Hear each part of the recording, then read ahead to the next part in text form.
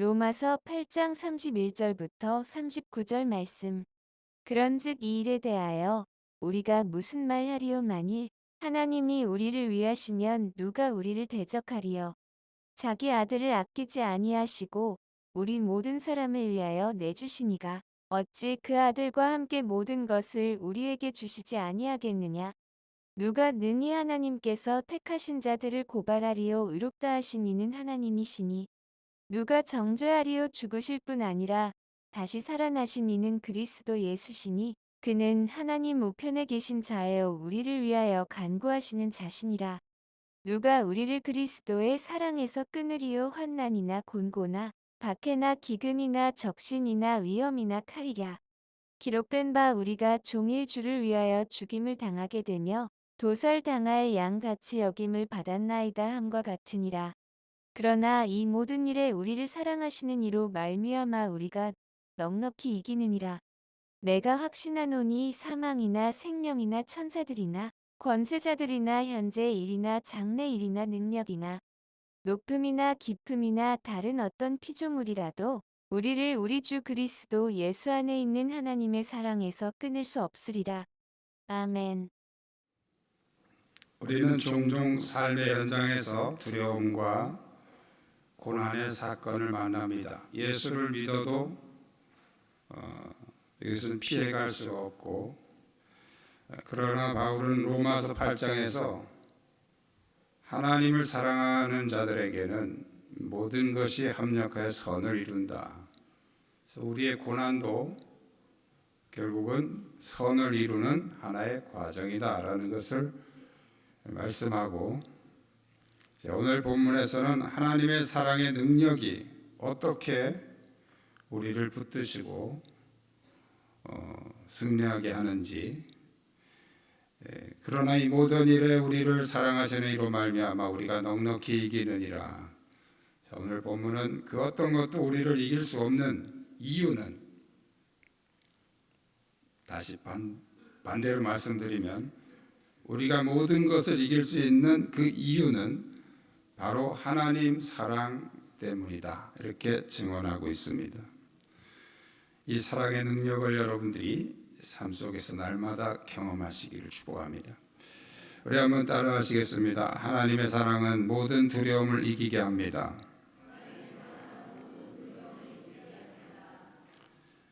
오늘 본문 31절에서 바울은 이렇게 말하고 있습니다. 하나님이 우리를 위하시면 누가 우리를 대적하리요? 이것은 이제 문법적으로 보면 의문문입니다. 의문문. 성경에는 이제 그런 느낌표나 물음표 이런 걸 일체 사용하지 않고 있기 때문에 그냥 글씨만 있는데 요 뒤에 물음표가 붙는 거예요.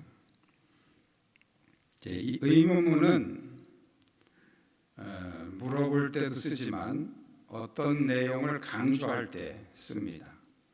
그래서 오늘 본문의 이 의문문은 강조용법입니다. 강조용법. 하나님이 우리를 위하시면 누가 우리를 대적하리요? 대적할 사람 없다. 이거를 강하게 강조하는 그런 표현이죠. 대적이라는 말은 나를 넘어뜨리기 위해서 공격하는 그런 세력을 대적이라고 표현합니다. 가장 쉬운 비유는 전쟁 중에 있는 상대방 군대를 대적이라고 말할 수 있죠. 다윗은 시편에서 이 대적이라는 표현을 굉장히 많이 썼어요. 자기를 죽이려 하거나 아니면 자기를 힘들게 하려는 그런 사람들을 향해서 다윗은 대적이라는 말을 사용했습니다. 오늘 본문에서 바울은 그리스도인들을 박해하고 신앙을 방해하는 세력, 그것을 이제 대적이라고 이렇게 표현을 했습니다. 우리의 믿음의 길을 가는 이 과정에는 믿음을 방해하는 많은 방해들이 있어요. 그 방해자들은 주로 우리 주변에 많죠. 때로는 친구가 될 수도 있고요. 때로는 남편이나 아내가 될 수도 있고요. 때로는 자녀가 될 수도 있어요. 우리 주변에 우리의 신앙을 방해하는 세력은 영적으로 보면 대적입니다. 그들이 항상 우리를 위협하거나 공격하는 것만은 아니에요. 때로는 달콤한 미소로, 그리고 광명의 천사로도 가장을 하고 다가와서 우리의 믿음을 무너뜨립니다.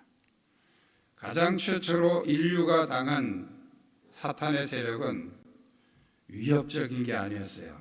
아주 달콤한 가까운 친구 같은 존재였죠. 그는 다가와서 하와를 살살 꼬드기면서 저 열매를 따먹으면 기가 막힌 일이 일어날 것이라고 꼬드겼어요. 그래서 결국 이 하와가 선악과를 따먹게 된 거죠. 뱀은 하와를 협박하지 않았어요. 아주 달콤한 미소로, 아주 친근한 어투로 그를 유혹했던 것입니다. 그러나 친근하게 한다고 해서 그게 친구가 아니고 그는 대적이었어요. 왜? 하와를 넘어뜨렸거든요. 이러한 모든 대적을 이기고 승리할 수 있는 근거는 오늘 본문에서 바울은 바로 자기 아들을 아끼지 않으시고 우리를 위해서 내어주신 하나님 사랑 때문이다, 이렇게 증언을 하고 있습니다. 어느 날 토끼가 호랑이를 만났어요. 꼼짝없이 죽게 됐는데 이 토끼가 어차피 죽을 바에 큰 소리나 한번 쳐보자. 그래서 이제 호랑이한테 냅다 호통을 치면서 네가 어디 감히 이 숲속의 왕을 함부로 왕에게 덤비느냐.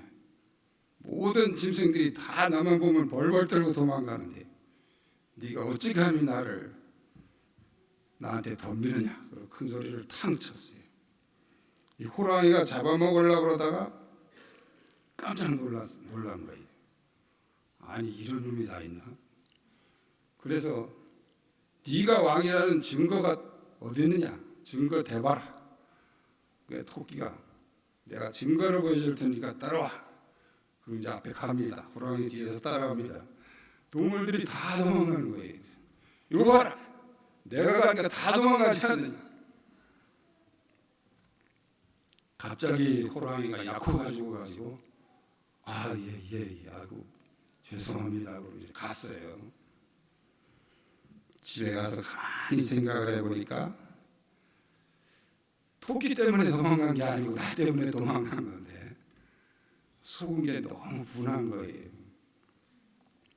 다음날 이놈 어디 있나 내가 만나면 반드시 잡아먹겠다 그러고 결심을 하고 나가는데 이 토끼 친구 토끼가 토끼를 만난 거예요. 그래서 잡아먹으려고 딱 하는데 이 친구 토끼가 잠깐 내가 해줄 말이 있다. 그리고 귀에다 대고 한마디 했는데 기절해 버렸어요. 뭐라고인지 아세요? 소문 다 났어 임마. 너무 창피해가지고 기절해 버린 거예요. 말도 안 되는 소리지만 바울은 오늘 본문에 이렇게 담대하게 선언합니다. 자기 아들을 아끼지 않고 내주신 이가 우리를 위하시는데 누가 우리를 대적하겠느냐. 우리는 토끼보다 더 연약한 존재지만 우리 뒤에 하나님이 계시기 때문에 누가 우리를 대적하겠느냐. 하나님의 사랑은 모든 대적을 이기게 하시고 모든 두려움을 이기게 하시는 줄 믿으시기를 축복합니다. 두 번째는 따라하시겠습니다. 하나님의 사랑은 모든 정죄를 무너뜨립니다. 바울이 두 번째 질문을 이렇게 던집니다. 누가 능히 하나님께서 택하신 자들을 고발하리오? 의롭다 하신 이는 하나님이시니 누가 정죄하리오? 누가 고발하리요? 누가 정죄하리요? 이게 다 의문문이에요. 강조용법이라고 그랬죠. 고발이라는 말은 이제 뭐 우리가 흔히 많이 사용하는 말이고 잘 아는 내용이지만 사전에 찾아보면 세상에 잘 알려지지 않은 잘못이나 비리 따위를 드러내어 알림. 그래서 이게 고발이에요. 잘 감춰져 있는 거, 잘 알려지지 않은 비리, 잘못된 것들을 드러내는 거예요. 이게 고발이. 정죄는 사전에 찾아보면 죄가 있다고 단정함 그랬어요. 그러니까 판사가 이 사람은 무슨 죄를 진 것이 확실하다. 그래서 징역 몇 년 또는 뭐 벌금 얼마 이렇게 내리는 것이 그게 정죄입니다. 정죄. 또 다른 말로 하면 단죄라고도 하죠. 사탄은 우리를 고발하고 또 양심은 우리를 정죄하지만 바울은 하나님이 의롭다 하셨는데 누가 감히 고발하고 누가 감히 정죄하겠느냐 이렇게 담대하게 선언을 하고 있습니다. 범죄자들이 잡히면 이제 첫 번째로 가는 곳이 이제 지방법원이죠. 고발당해서 지방법원이. 상소를 하면 이제 고등법원. 그리고 이제 또 상소를 하면 대법원으로 갑니다. 대법원에서 무죄를 선언하면 밑에 지방법원에서는 어떻게 할 수가 없어요. 대법원에서 무죄 그러면 무죄입니다. 사탄은 계속해서 그리스도인들을 고발하고 정죄합니다. 그러나 하나님이 우리를 무죄라고 선언하셨는데 누가 감히 고발하고 누가 감히 정죄를 하겠느냐. 하나님은 우리에게 무죄를 선언하셨습니다. 우리에게 무죄를 선언하신 그 근거는 하나님의 사랑 때문이라는 거예요. 하나님은 예수 그리스도를 십자가에서 죽게 하시고 또 부활을 통해서 우리를 의롭게 하시고 우리에게 무죄를 선언하신 것입니다. 우리의 죄가 없는 것이 아니고 우리의 죄를 그리스도의 십자가의 보혈로 덮어주신 거예요.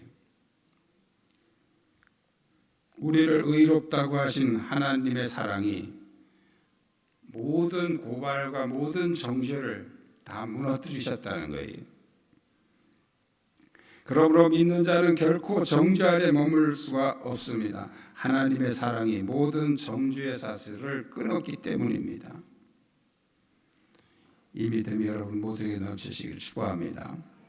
세 번째는 따라하시겠습니다. 하나님의 사랑은 모든 환난을 극복하게 합니다. 자, 사도 바울이 세 번째 질문을 던집니다. 누가 우리를 그리스도의 사랑에서 끊으리요? 누가 우리를 그리스도의 사랑에서 끊으리요? 이것도 의문문이에요. 강조용법이죠. 아무도 끊을 사람이 없다 그런 뜻이죠. 신명기 28장에 보면요, 모세가 이스라엘 백성들에게 이렇게 말합니다. 너희가 하나님 말씀에 순종하면 모든 대적들이 한 길로 왔다가 7길로 도망갈 것이다. 그러나 너희가 하나님 말씀에 순종하지 않으면 너희가 한 길로 나갔다가 7길로 도망갈 것이다.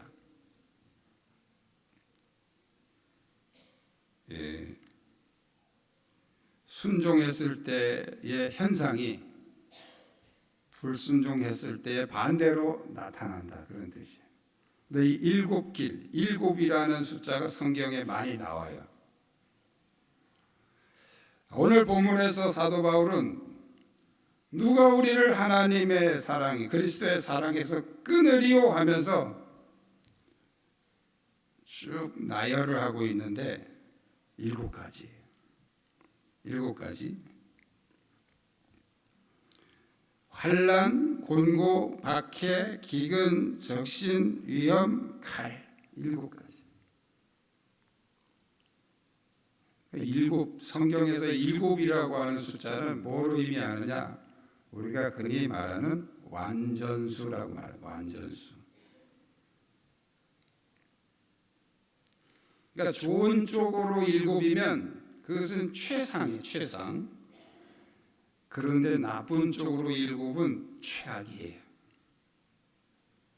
근데 오늘 본문에 우리의 그리스도의 사랑으로부터 우리를 끊어내려고 하는 도전해 오는 세력이 일곱 가지다. 그거는 다르게 해석해 말씀드리면 최악의 가장 강력한 세력,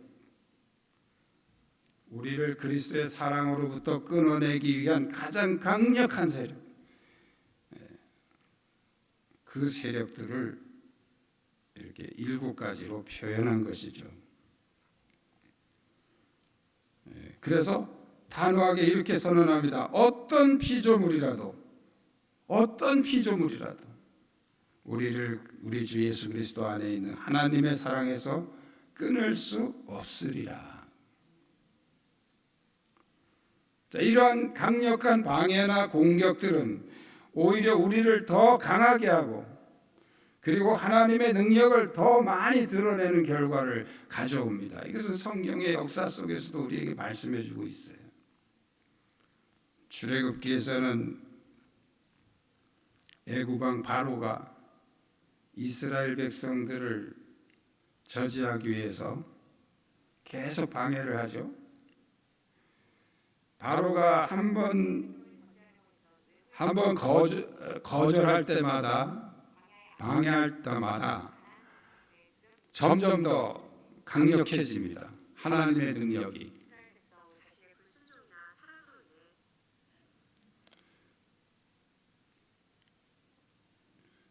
이 발달된 문명이 아주 귀찮을 때가 많아요.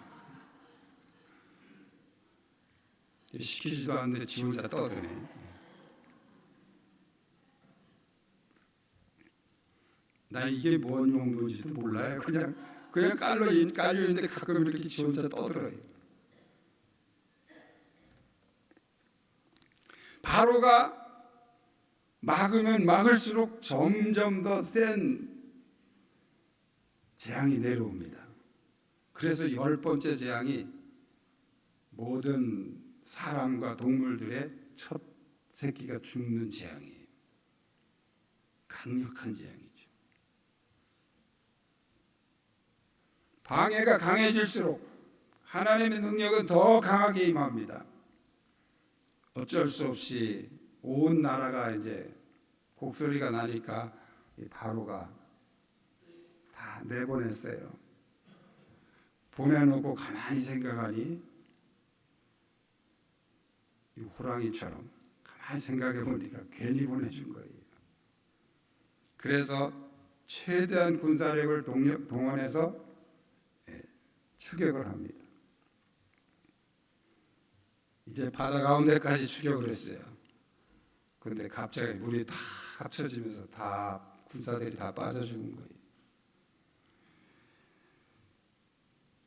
방해 세력이 강하면 강할수록 하나님의 능력은 더 크게 나타나고 드러난다는 사실을 기억해야 됩니다. 그럼 우리는 뭐만 하면 됩니까? 믿음으로 중심만 지키면 되는 거예요. 하나님께서 하시는 것이죠.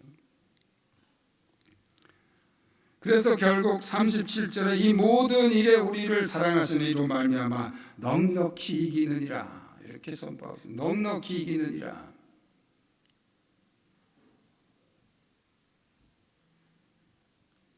손해보는 거 하나도 없이 넉넉히 이긴다.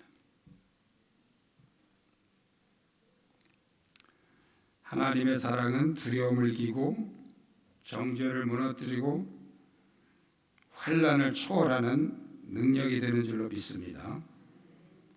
우리는 상황에 의해서 흔들릴 필요가 없습니다. 오직 믿음으로 중심만 지키면 됩니다.